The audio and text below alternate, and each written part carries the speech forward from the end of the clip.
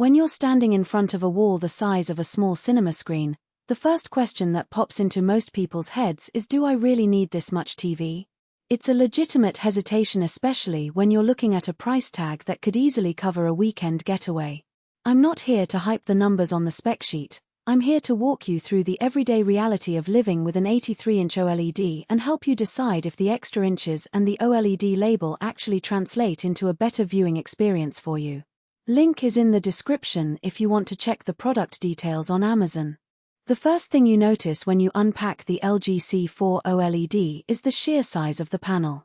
At 83 inches the TV dominates the room, so placement becomes a practical decision rather than an aesthetic one.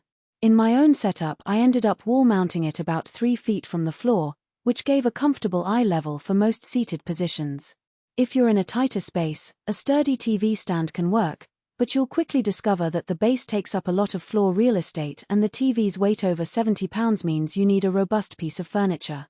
The installation isn't a mystery, the included wall mount brackets are solid, and the process is straightforward if you have a helper. What matters more is the viewing distance. For an 83-inch screen, the sweet spot sits around 8 to 9 feet away.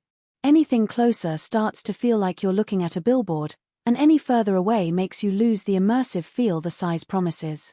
Now, let's talk about picture quality, because that's the core reason anyone splurges on an OLED. The C4 uses self-lit pixels, which means each pixel can turn completely off for true blacks. In a dim living room, that translates into a picture that feels almost three-dimensional. Shadows stay shadowy, and bright highlights pop without a halo. The built-in brightness booster helps push the overall luminance a notch higher than earlier OLED generations, so you can still enjoy HDR content in a reasonably bright room without the picture flattening out. I tested it with a Dolby Vision movie on a sunny Saturday afternoon. The whites were bright enough to be legible, but the blacks remained deep. That balance is a key strength because many OLEDs look washed out under daylight, but the C4 holds its own. Dolby Atmos and the built-in Dolby Vision processing add another layer to the experience. If you already have a sound system that supports Atmos, the TV's upmixing can make dialogue and effects feel more enveloping, especially in action sequences. However, if you're just using the TV's built-in speakers, the effect is modest. The C4 speakers are decent for casual TV watching but won't replace a proper soundbar or AV receiver. The AI-powered A9 Gen 7 processor is another piece that works behind the scenes. It scans each frame, enhances upscaling, and reduces noise in low-light scenes. I ran an old 1080p sitcom through it, and the result was surprisingly clean. There was less grain, and the colors looked more vibrant without looking artificial. For people who still watch a lot of legacy content, that AI boost is a genuine daily benefit. Gamers will also appreciate the 144Hz refresh rate. Most consoles cap at 120Hz, but the extra headroom means motion looks smoother when you're playing fast-paced titles like racing or first-person shooters.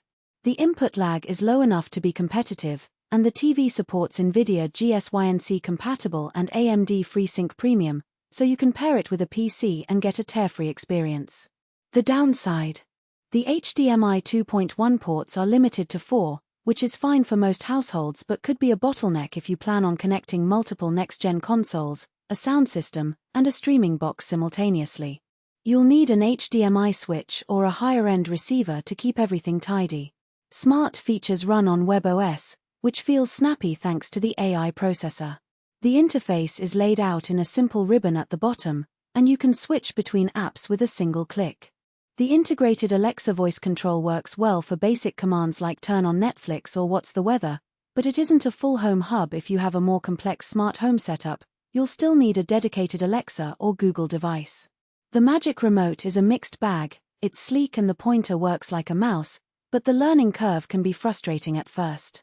Pressing the scroll wheel while navigating menus can be unintuitive until you get used to it. Let's address the elephant in the room: burn-in risk. OLEDs have historically been vulnerable to static images, leaving a ghost imprint over time. LG mitigates this with pixel shift and logo dimming, which move the image subtly when the TV is on static content for long periods.